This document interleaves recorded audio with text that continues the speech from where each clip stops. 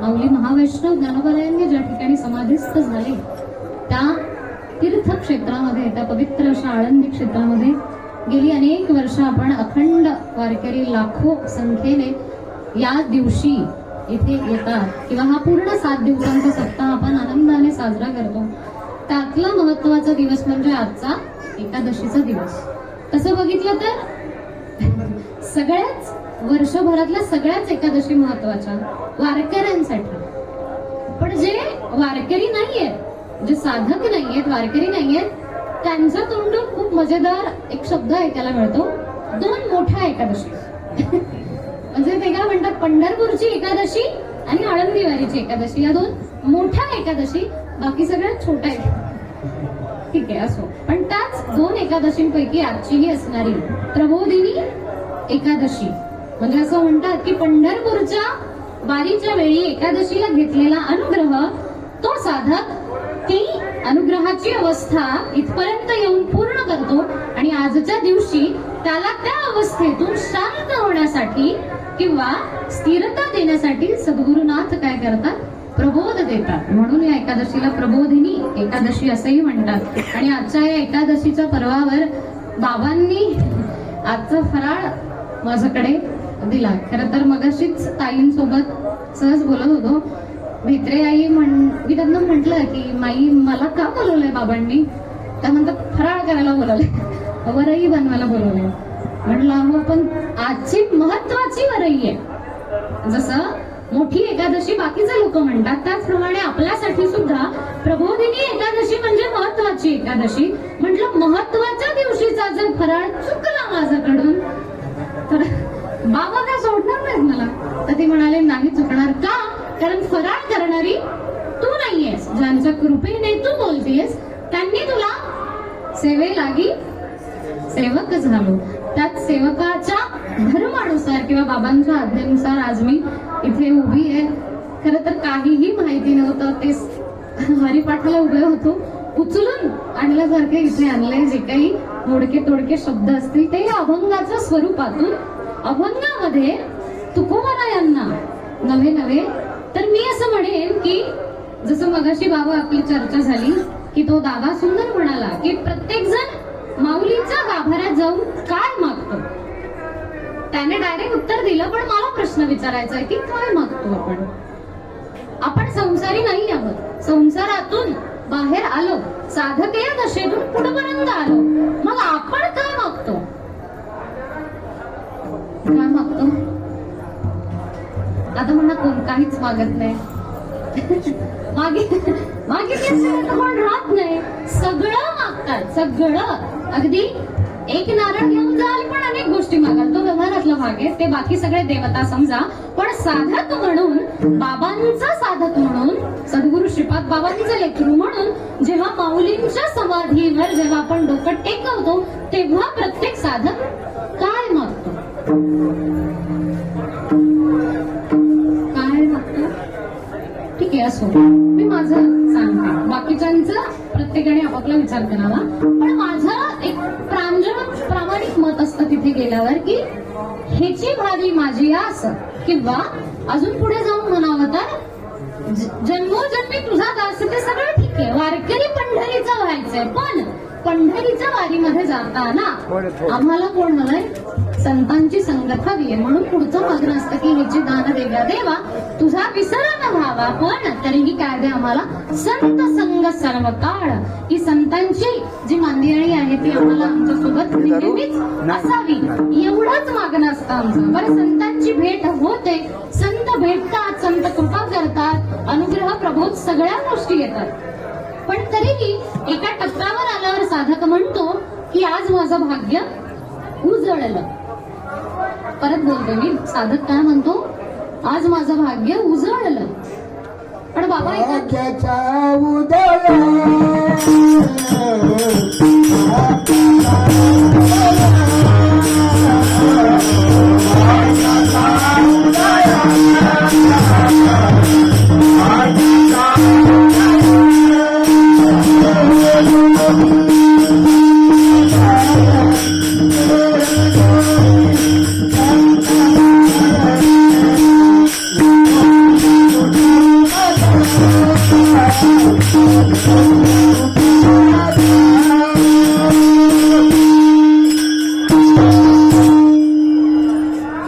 ह्याला म्हणतात खरंच गायन. का माहितीये, ज्याच्या मुखातून ते प्रमाण येणार होतं ते त्यांनी उचललं. ठीक आहे. भाग्याचा उदय ते हे जोडी संत पाय, म्हणजे भाग्याच्या उदयाने संतांची भेट होते. पण माझा प्रश्न होता उजळणं म्हणजे काय? बरं, उजळणं आणि उदय दोघांमध्ये अर्थ आहे नाही आहे. शाब्दिक अर्थ बघितला तर उजळणे हा 4 अक्षरी शब्द आहे, उदय हा 3 अक्षरी. पण दोन्ही प्रमाण जर बघितली किंवा संतांचा विचार जर बघितला तर ज्यावेळी तुकोबरायांच्या आयुष्यात किंवा मी असं म्हणेन की ज्यावेळी साधकाच्या आयुष्यात संत येतात तेव्हा त्या साधकाच्या मुखातलं वाक्य असतं काय की भाग्याचा उदय ते हे जोडी संत पाय, म्हणजे जेव्हा भाग्योदय होतो तेव्हा संतांची भेट होते. नाटू बाबा खूप सुंदर प्रमाणात वर्णन करतात की चंद्रामृते सुखे सेववील असता जाता रवी धरवेल बाह्य हेळा सागर तरवेल परी त्या साधूची भेट न होईल का. म्हणजे एवढ्या अडथळ्यांतून आम्ही जेव्हा पुढे येतो तेव्हा आम्हाला संत भेट होते, म्हणजे आमचं भाग्य उदयाला येतं. विठ्ठल विठ्ठल.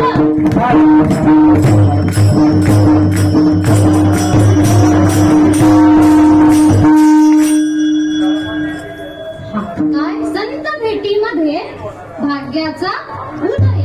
पण आपला अभंग आहे उजळले. उजळणं म्हणजे काय? गावठी शब्द आहे. गावच्या घरी किंवा गावाला सगळी माणसं उजळणं असं म्हणतात. म्हणजे आता आमच्याच घरी गावी स्वतःचा प्रत्येकाचा देव्हारा असतो. आता मुंबईला राहणारी माणसं ते देव सगळे काळपटतात म्हणा. मग घरी दिवाळीला गेले, कधी सणाला गेले, मुख्यतः सणाला नाही लग्न असल्यावर जातात का आता आशीर्वाद पाहिजेत म्हणून. मग तिथे गेल्यावर घरातला करता माणूस काय म्हणतो स्त्रीला की अगं हे देव उजळायला द्यायला. आपण कोणाला उजळतो? वा, म्हणजे देवाला उजळतो म्हणजे काय करतो?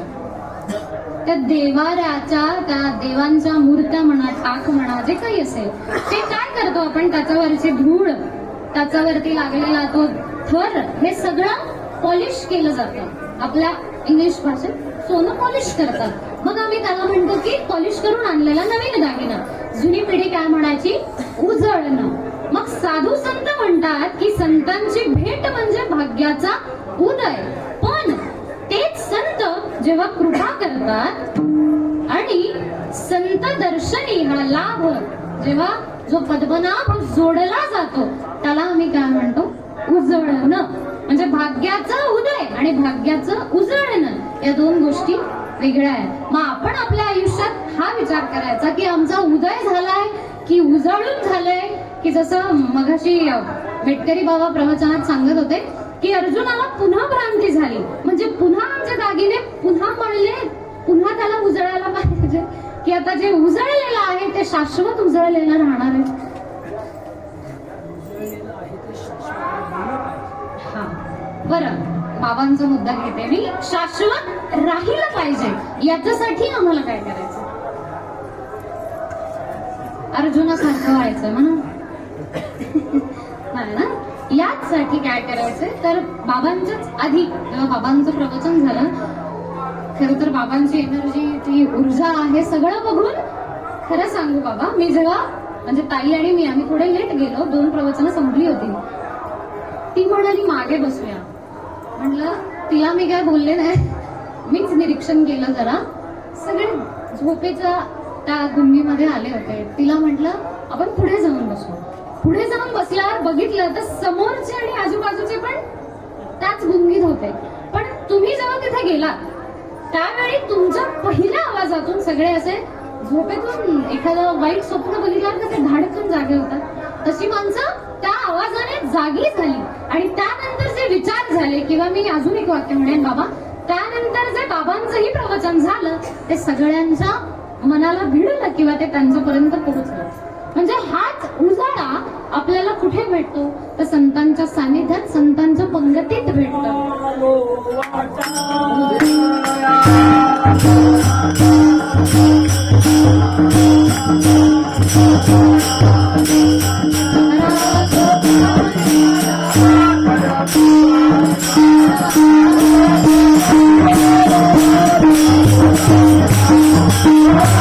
Thank you.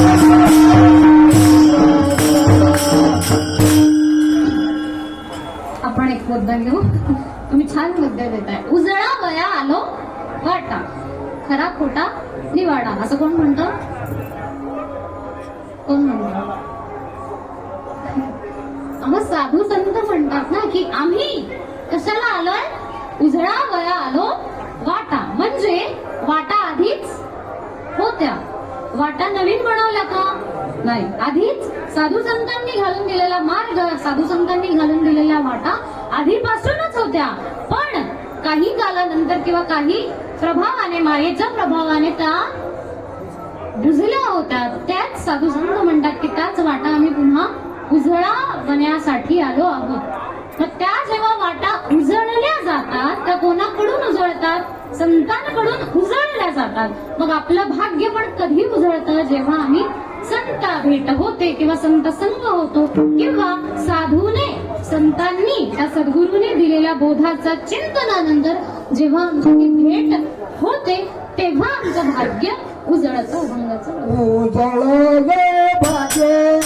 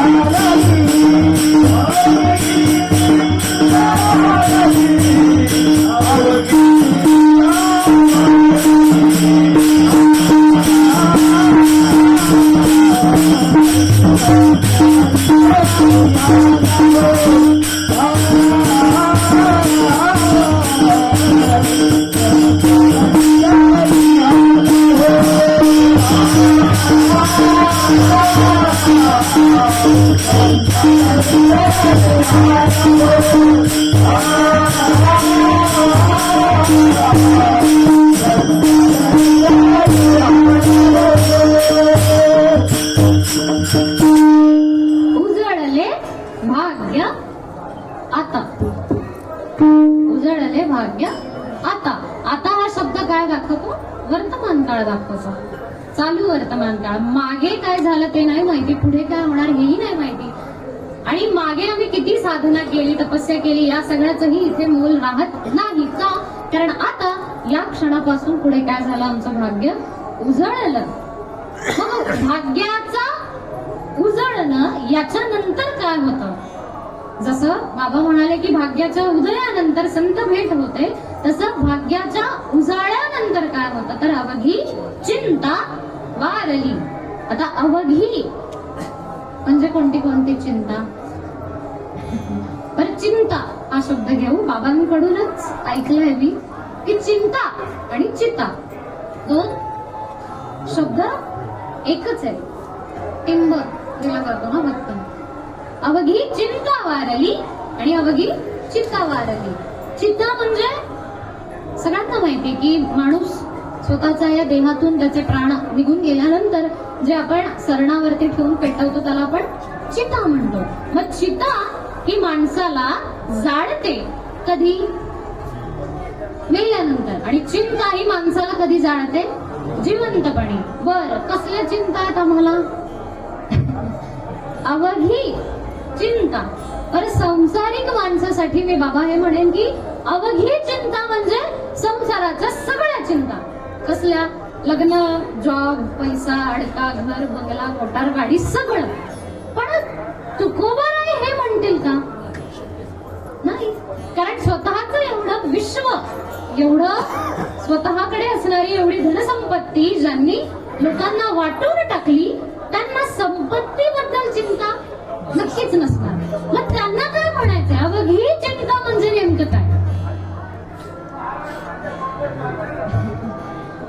कधी चिंता म्हणजे जसं आपण चांगदेव 65 अमृतानुभव या सगळ्या गोष्टी आता अभ्यासाला सुरुवात केली आहे. या सगळ्या अभ्यासातून काय कळतं, मेटकरी बाबांचा एक शब्द असतो, जर तुम्ही पण म्हणता गबाळ, गबाळ, गबाळाचे पुढे प्रमाण असं, गबाळाचे धनी. गबाळ म्हणजे काय, अजून शुद्ध भाषेत गावची माणसं अडगळ म्हणतात, जे आपण स्टोर रूम म्हणतो. त्याच्यामध्ये नको असलेल्या गोष्टी आपण सगळं ठेवतो, टाकावून फेकून द्यायच्या. मग हे सगळं कोणतं गबाळ, आमचा संसारातला गबाळ. बरं ठीक आहे, व्यवहारात टाकून द्यायचं संसारातलं गबाळ म्हणा. मग गबाळाचे धनी म्हणायचे किंवा तुकोबारायांना म्हणायचे की माझ्याकडे असणाऱ्या सगळ्या गबाळाला मला टाकून द्यायचं होतं, पण त्याला मी धरून ठेवलं होतं म्हणून मला चिंता होती. आणि आता माझी सगळी चिंता गेली का, कारण माझ्याकडे असणारं सगळं गबाळ मी टाकून दिलं. आता कोणतं कोणतं गबाळ, तर सगळी गबाळ घ्या. कोणतं, जे अभ्यासातून आम्हाला कळतं, मध्ये ज्ञान म्हणा, विवेक म्हणा, वैराग्य म्हणा, मोक्ष म्हणा, सिद्धी म्हणा, अजून सगळ्या गोष्टी म्हणा. का बाबांची माफी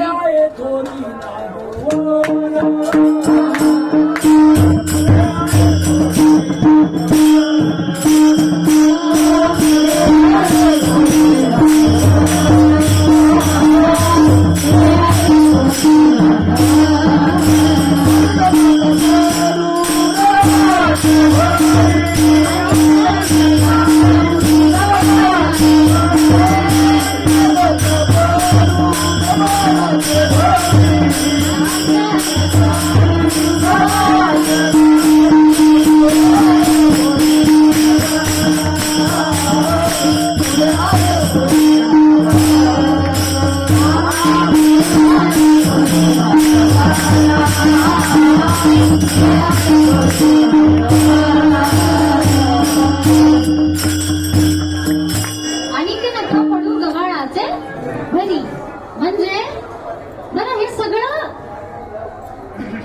गबाळ, जसं मी म्हणाले की विवेक, वैराग्य, ज्ञान. विवेक आणि वैराग्य या गोष्टी मी नाही घेणार बाबा कदाचित, पण ज्ञान हे महत्वाचं घेईन मी.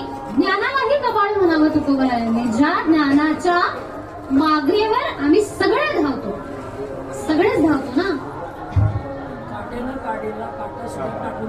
टाकून द्यावा, बरोबर.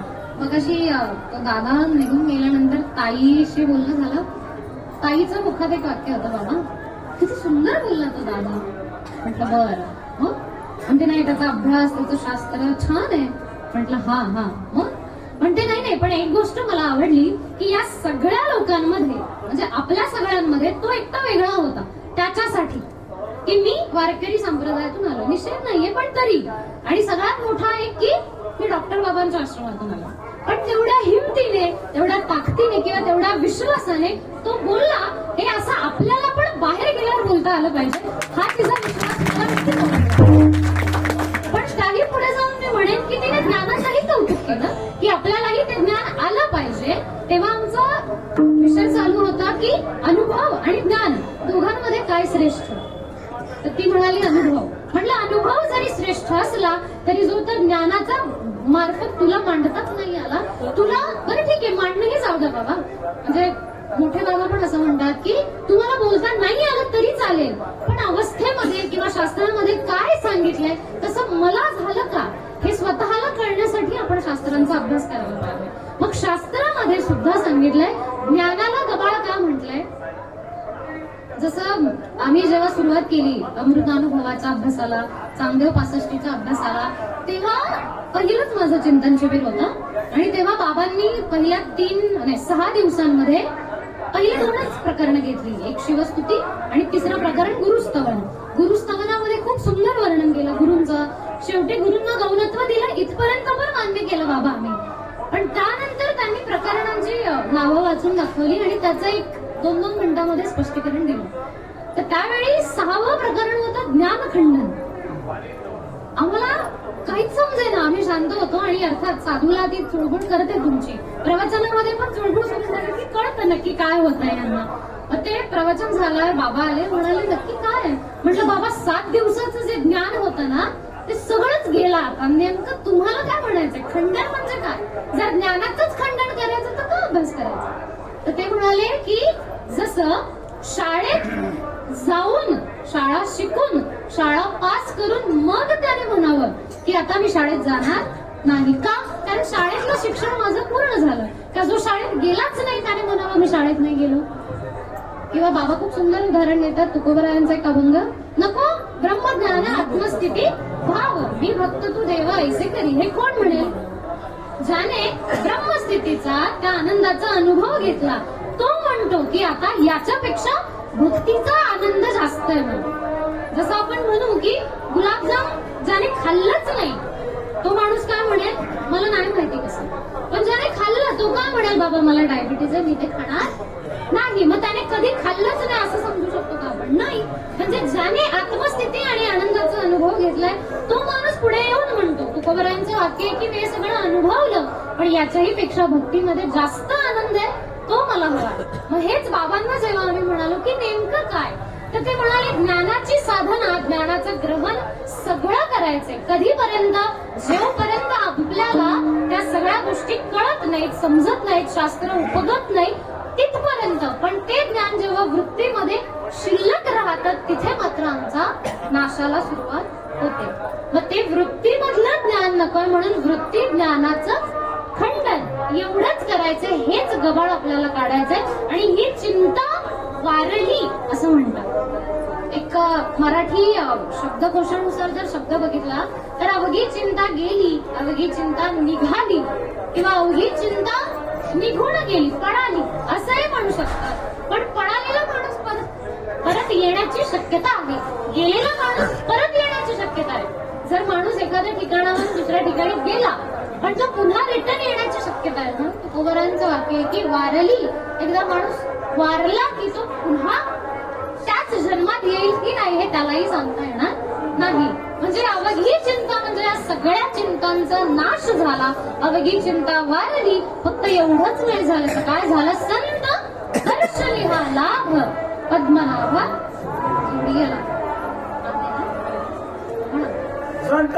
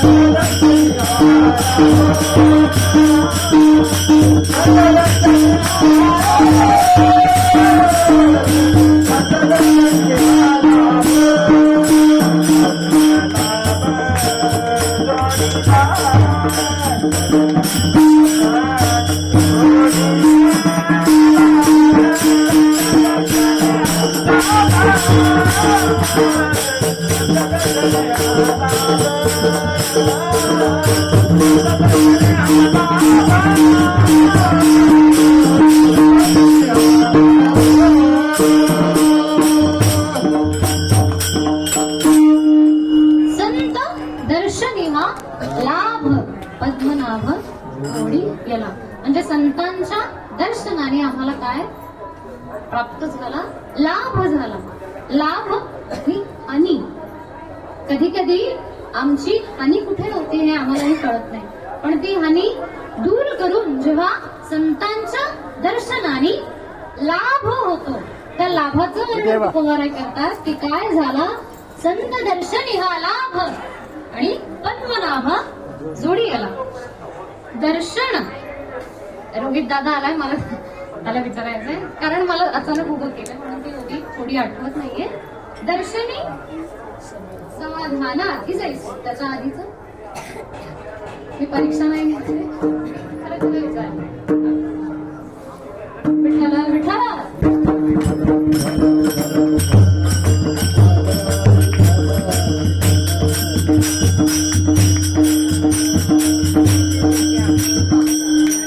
गुरु तेथे ज्ञान, ज्ञानी आत्मदर्शन, दर्शनी समाधान अति जैसे. म्हणजे दर्शनाने आम्हाला काय भेटतं?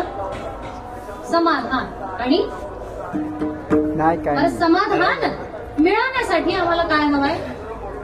दर्शन. दर्शनाने समाधान मिळतं. समाधानासाठी आम्हाला दर्शन घ्यायचंय. फक्त कोणाचं दर्शन घ्यायचंय?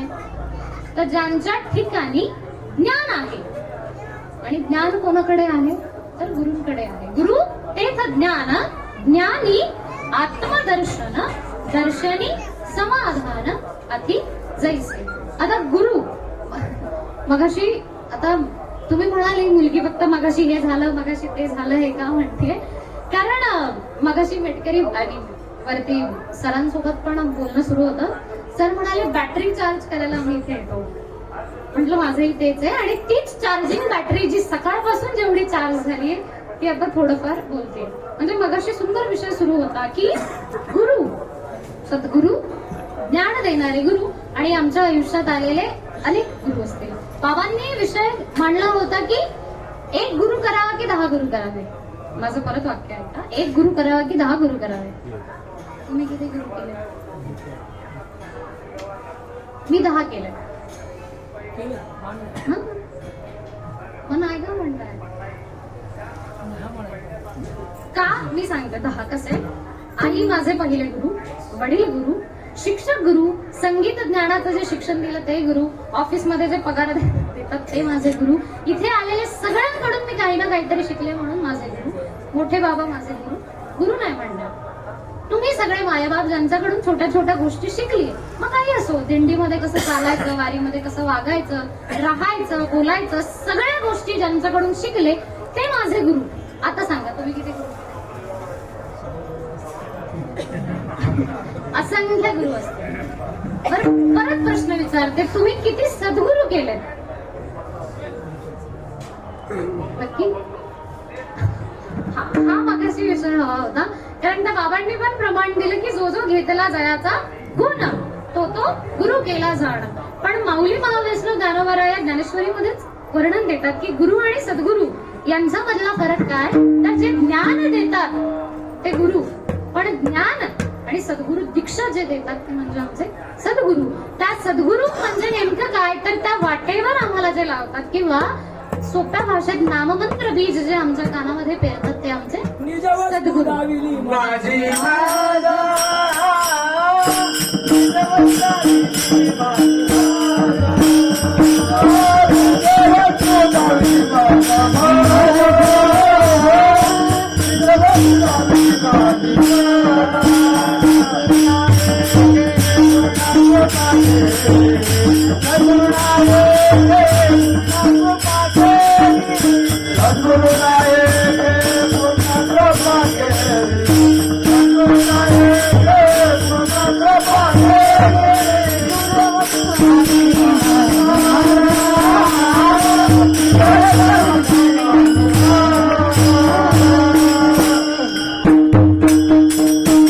सद्गुरु नायके पूर्ण कृपा केली, निज वस्तू दाविली माझी माझा विषय होता गुरु आणि सद्गुरु. अजून एक छोटासा अजून एक मुद्दा मांडेन की बाबा संत आणि सद्गुरु यांचा मुद्दा फरक काय?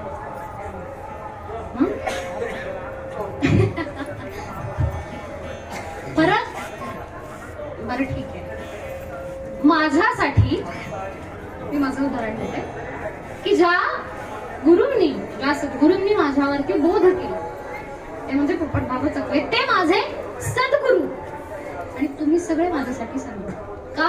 कारण संतांच्या मांदियाळीत आपण सगळ्या गोष्टी शिकतो, सगळ्या गोष्टी बोलतो, तेही कृपा करतात. पण सद्गुरू आपल्यावरती बोधाची कृपा करतात. मग सद्गुरू आणि संत यांच्यामध्ये जरी फरक असला तरी आमच्यासाठी माझी आई प्रिय आणि आम्हा सगळ्यांच्या आया प्रिय म्हणून तुकोबारा 2 वाक्य बोलतात की उजाळ्याला भाग्य आता अवघी चिंता वारली, पण संत दर्शनी हा लाभ. खऱ्या अर्थाने संतांच्या दर्शनाने पद्मनाभ जोडला की साक्षात सद्गुरूंनी पद्मनाभ जोडून दिलं. सद्गुरूंनी पद्मनाभ जोडून दिला, पण त्याच्यानंतर आमच्यावर जे परिवर्तन झालं तेव्हा आम्हाला संत आणि सद्गुरू आता वेगळे नाहीये. तेच संतांच्या भूमिकेतून, सद्गुरूच्या भूमिकेतून आता आमच्या समोर आहेत आणि आता आमचा भेद दिसत नाही. त्यांनी काय केलं तर संत दर्शनी हा लाभ, पद्मनाभ जोडीला मगाशी बाबांनी खूप सुंदर उदाहरण दिलं, त्यांचं नाव नाही माहिती, की माईकचं बटन बंद केलं की तो आवाज तिथे बंद होतो, पुन्हा चालू केलं की पुन्हा सुरू होतो. म्हणजे याचं कनेक्शन फक्त एका बटनामध्ये, इथून ही वायर तिथे, त्यांचा तो मोठा बॉक्स, ते त्यांचं गबाळ त्यांना माहिती. पण एका वायरीमध्ये, एका बटनामध्ये काय होत आहे, तो आवाज बंद चालू होतो. बरं मी यांचं बटन दाबते इकडचं, माझा आवाज बंद होईल का? नाही, मला बंद करायचंय तर हे बटन दाबावे लागेल. त्यांचं हे उदाहरण होतं की जसं याच माईकचं बटन दाबल्यावर तो आवाज बंद चालू होतो, तसे ते कुठं बटन आणि कुठलं बटन दाबायचं हे फक्त सद्गुरूला माहितीये. का? कारण जिथून तोडली गेली तिथे तो पद्मनाभ आमच्या सद्गुरूंनी जोडून दिला. मग त्यांनी जोडून दिल्यानंतर आता मात्र मी काय केलंय तर संपुष्ट हे हृदय पेटी करोनी कोटी साठवू. देवाला साठवायचे, देवाला आळवायचे, सगळ्या गोष्टी करायच्यात, मनाने विचार करायचा आहे. मनच विकल्प संकल्प सगळ्या गोष्टी करतात. अजून आम्ही म्हणतो की भागवतामध्ये ओवी देतात नाथ बाबा की बुद्धीचा निश्चय परब्रह्म, परब्रह्माचा निश्चय बुद्धी करते, संकल्प विकल्प मन बाजूला करतं. मन आणि बुद्धी दोन्ही एकत्र येऊन मग आमचे पाय वारीच्या वाटेला लागतात. पण या सगळ्या गोष्टींमध्ये हृदयामध्ये देवाला साठवायचं. देवाला साठवण्याची जागा काय सांगितली? हृदय. आणि प्रमाणात आपल्याकडे की साठविला राहे हृदय संपुष्टी, बाहेर धाकुटी मूर्ती उभा, किंवा साठविला हरी जिनी हृदय मंदिरी. मग या हृदयामध्ये साठवायचंय. नेमकं साठवताना आम्हाला बरं साठवायचं म्हणजे काय? आधी होता की नव्हता? मग तुमच्या हृदयात साठवायचंय म्हणजे हृदयात नाहीये म्हणून बाहेरून घेऊन साठवायचं आहे का? जो आतमध्ये आहे त्यालाच फक्त.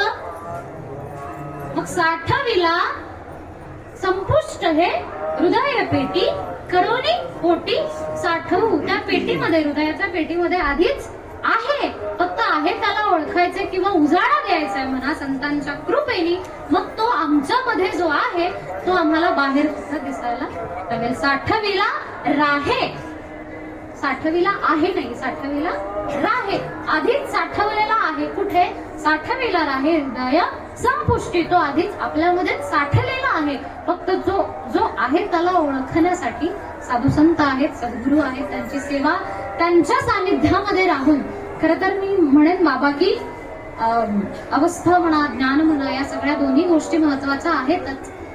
पण त्याहीपेक्षा सगळ्या गोष्टी जेव्हा आमच्या समोर येतात, आजही तो दादा मगाशी एक वाक्य बोलून गेला, मला आवडलं, की सगळेजण म्हणतात माझंच खरं, आमच्याकडे आहे ते माझं खरं. हे आपल्या संप्रदायात सगळ्यांकडे आहे आणि ती खूप अभिमानाची गोष्ट आहे. पण हे सगळं बाहेर दाखवायचं. मी माफी मागून म्हणते की बाहेर म्हणजे बाहेरही आपलीच माणसं आहेत, वारकरी संप्रदायाची सगळी साधक मंडळी आहेत. पण जिथे बोट केलं जातं तिथे आपल्याला दाखवायचंय का? आपल्यातच आपले सगळे आपल्यातच दाखवतात. म्हणून बाबांचं एक नेहमी वाक्य असतं की सगळं करा, ज्ञान घ्या, अभ्यास घ्या, शिक्षण घ्या, गायन पकवान, सगळ्या गोष्टी करा, पण साधूच्या संगतीत राहताना स्वतःचा असणारा सेवाभाव हा जर बाजूला गेला तर तुम्ही कधी बाजूला व्हाल हे आपल्यालाही कळणार नाही. विठ्ठल विठ्ठल.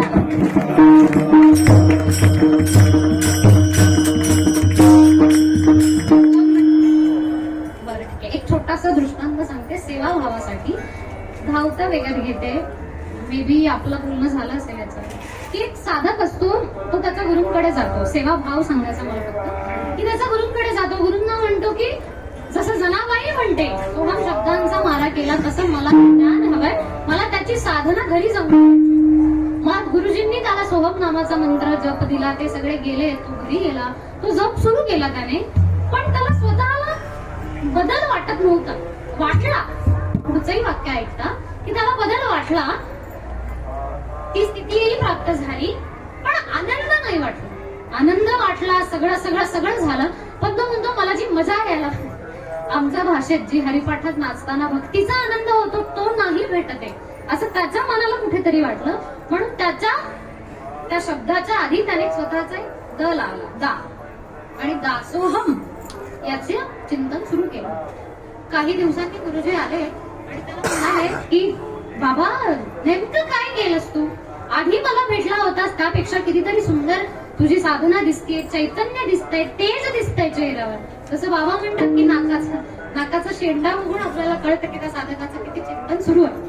तसं त्यांनीही बघितलं आणि त्याला ते म्हणाले. तर तो म्हणाला की गुरुजी तुम्ही जे दिलं होतं त्याच्या पुढे मी माझा स्वतःचा एक दा लावला. तर ते म्हणाले असं करू नकोस, आता एक काम कर, त्याच दाच्या आधी माझा एक स लाव, सदा सोहम, याचं तू चिंतन कर. गुरुजी निघून गेले, त्याने काही दिवस ते पण केलं, तरी त्याने परत त्याच्या आधी स्वतःचा अजून एक दा लावला. मग तो सुरू करू लागला दास दासोहम. असं पुन्हा झालं, पुन्हा ते आले सदा सदा सोहम. आणि शेवटच्या क्षणी जेव्हा परत भेट झाली 6 महिन्यांनी, तेव्हा गुरुजींनी विचारलं बाळा तू काय करतोस? तर ते म्हणाले दास दास दासोहम, याचं चिंतन माझं सुरू आहे गुरुजी तुमच्या कृपेने. तर ते म्हणाले नेमकं का तुझ्या अंगात आहे हे मला तरी सांग. तर तो म्हणाला की गुरुजी तुम्ही दिलेल्या त्या बोधाने माझं चिंतन झालं, मनन झालं, त्या तिथपर्यंत मी पोहोचलो, सगळं मान्य आहे. पण जेव्हा मी एकच झालो, द्वैत गेलं माझं, पण जर द्वैत गेलं तर मी तिथे एकटाच शिल्लक राहिलो, किंवा असं म्हणा शिल्लकही नाही राहिलो. मग मी जर शिल्लकच नाही राहिलो तर उरलेल्या माझ्या या सगळ्या काळामध्ये म्हणजे ती अवस्था प्राप्त झाली, सगळं मान्य आहे, पण शरीर तर आहे ना अजून, जे कर्म शिल्लक राहिले माझं ते कसं करू मी पूर्ण? त्यासाठी मला द्वैत हवंय. का? कारण जेव्हा तो आणि मी आम्ही वेगळा होऊ, कधी द्वैताच्या भूमिकेतून तो आणि मी जेव्हा वेगळा होऊ, तेव्हा मात्र मला त्याच्याकडे बघून भक्तीचा आनंद घेता येईल आणि म्हणता येईल की सावळे रुपडे चोरटे चित्ताचे. जर आम्ही एकच झालो तर मला हे म्हणता येत नव्हतं. तुमचं मी ऐकलं, मान्य करतो, पण हे मला नाही जमलं. ते म्हणाले पण मला हे पटत नाहीये तुझं. तर शिष्य म्हणाला बाबा एक सुंदर माऊलींचंच प्रमाण देतो की अद्वैती तो ऐसे नाही समाधान, तुझी प्रेम खून आवडत असे किंवा पुढचं नाही आठवते, पण ठीक आहे. पहिलं वाक्य काय? अद्वैती तो ऐसे नाही समाधान. अद्वैतामध्ये जे समाधान नाहीये, का नाहीये? कारण द्वैताची स्थिती प्राप्त केल्यानंतर पुन्हा भक्तीमध्ये आम्हाला यायचंय, तो भक्तीचा आनंद मला घ्यायचाय आणि तुमची सद्गुरू म्हणून मला सेवा करायची, आणि हा सेवाभाव माझ्याकडून तुम्ही हिरावू नये एवढीच माझी विनंती होती. आणि हेच माझंही वाक्य असेल की सगळ्या गोष्टी प्राप्तीनंतरही ज्यावेळी सेवाभाव आपल्या हृदयामध्ये असेल तेव्हा खऱ्या अर्थाने आपली प्रगतीची वाटचाल किंवा साधक दशेतील वाटचाली अजून पुढे पुढे सुरू राहील. माझी झालेली सेवा इथेच सद्गुरू सच्चिदानंद श्रीपाद बाबा, सद्गुरू सच्चिदानंद रामदास बाबा, गुरुवारी हरिभक्त परायण पोपट बाबाचं कै बाबा तर एकांतामध्ये एकांतवास घेतात, मस्त नर्मदा परिक्रमेचा आनंद घेतात. त्याचबरोबर ज्यांच्यामुळे मी थोडंफार किंवा ज्यांनी ही संधी दिली किंवा ज्यांच्या सोबत राहून खूप काही नवीन नवीन गोष्टी शिकायला मिळाल्या, साधकाच्या भूमिकेतून पुढे जाताना हा प्रवासात ज्यांनी मला मदत केली आणि जे नेहमी करत राहतील अशी अपेक्षा ज्यांच्याकडून आहे, माझे गुरुवर्य सद्गुरू चकवे बाबा, सचिन बाबा चकवे, तुम्हा सर्व साधकांच्या माय बापांच्या चरणावर ही सेवा समर्पित करते. सेवेला पूर्णविराम देते. विठोबा रखुमाई.